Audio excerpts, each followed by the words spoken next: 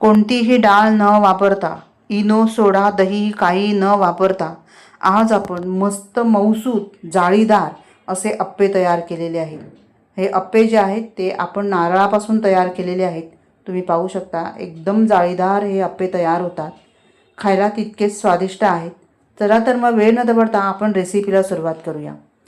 प्रीतीसमय रेसिपीजमध्ये आपलं खूप खूप स्वागत आहे. इथे मी 1 वाटी तांदूळ घेतलेले आहेत. हा जो तांदूळ आहे तो इडली राईस आहे. तर या व्यतिरिक्त तुम्ही कुठलेही जुने जाड तांदूळ वापरू शकता. तांदूळ आपल्याला 2 ते 3 वेळा स्वच्छ धुवून घ्यायचे आहेत. चांगले चोळून चोळून स्वच्छ धुवून घ्या, म्हणजे ह्याच्यावरची पावडर किंवा काही घाण असेल ती निघून जाईल. तांदळातलं पाणी काढून टाकूया. तांदूळ स्वच्छ धुवून झालेले आहेत. आता यामध्ये भरपूर पाणी घालायचं आणि तांदूळ 5 ते 6 तास आपल्याला भिजत घालायचे आहे. 5 ते 6 तासानंतर तांदूळ छान फुललेला आहे. यातलं पाणी आपण काढून टाकायचं. यानंतर इथे मी 1 वाटी पोहे घेतलेले आहे. हे पोहे स्वच्छ धुवून घ्यायचे आहेत. धुवून घेतल्यानंतर यामध्ये थोडंसं पाणी घालायचं आणि हे देखील आपल्याला 10 मिनटं भिजत ठेवायचं आहे. 10 मिनटानंतर पोहे चांगले मऊसूत तयार होतात. बघा व्यवस्थित हे पोहे फुलले आहेत. ह्या तांदळामध्येच हे पोहे आपण काढून घेऊया. इथे पोहे मी सगळे काढून घेतले. आता 1 वाटी मी ओला नारळ घेतलेला आहे, म्हणजे एक मोठा नारळ त्याच्यातला अर्धा भाग घेतलेला आहे. 1 वाटी गच्च भरून नारळ घ्यायचा आहे आणि यामध्येच आता आपल्याला 1 चमचा साखर घालायची. चवीनुसार मीठ घालायचं आहे. साखर आपण अप्पे गोड व्हावेत म्हणून घातली नाही आहे, तर एक थोडासा आंबटपणा असतो पोह्यांना, तो आंबटपणा कमी करण्यासाठी इथे साखर वापरलेली आहे.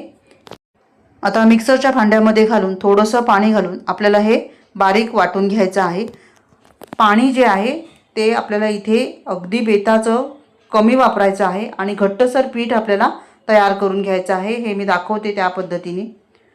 पाण्याचा कमीत कमी वापर करायचा आहे. सर्व पीठ मी इथे तयार करून घेतलेलं आहे. आता याला 1-2 मिनटं आपल्याला चांगलं फेटून घ्यायचं, म्हणजे यामध्ये चांगली हवा भरली जाते आणि पीठ आपलं चांगलं फर्मेट होतं.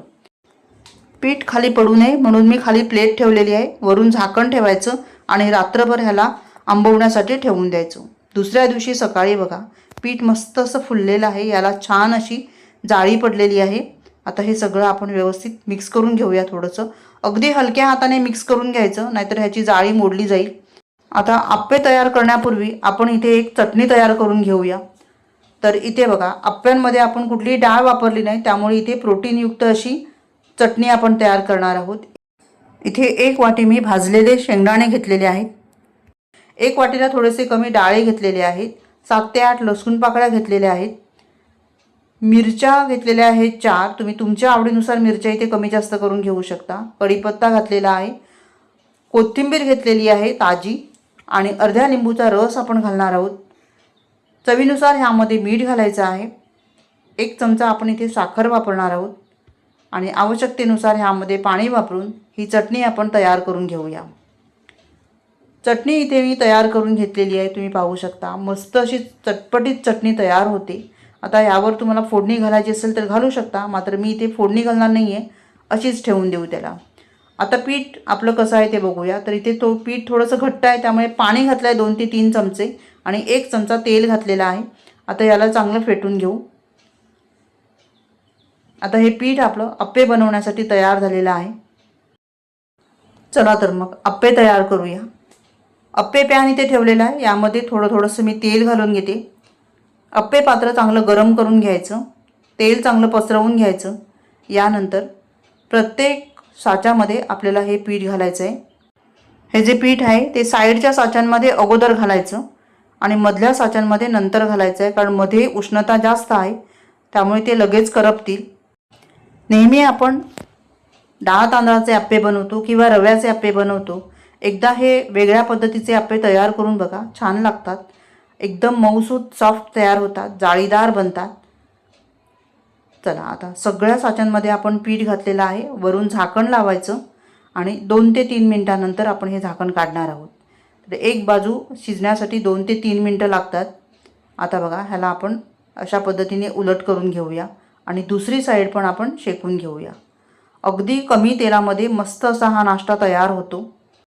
दुसरी साईड पण आपण व्यवस्थित 1.5 ते 2 मिनटं चांगली शेकून घेणार आहोत आणि त्यानंतरच हे आप्पे आपण काढून घेणार. तर इथे बघा मस्त दोन्ही साईडने मी ह्याला शेकून घेतलेलं आहे आणि हे आप्पे आता तयार झालेले आहेत. एका प्लेटमध्ये आपण काढून घेऊया. किती मस्त आणि सोपा नाश्ता आहे ना. आप्पे पण मस्त असे टम्म फुगलेले आहेत, जाळीदार देखील आहेत. सोबतच आपण प्रोटीनयुक्त अशी चटणीसुद्धा तयार केलेली आहे. रेसिपी आवडली तर व्हिडिओला लाईक करा आणि चॅनलला सबस्क्राईब करायला विसरू नका. व्हिडिओ पाहिल्याबद्दल तुम्हा सर्वांचे खूप खूप आभारी आहे. पुन्हा भेटूया अशाच एका छान नवीन रेसिपीसह. तोपर्यंत धन्यवाद. Bye bye.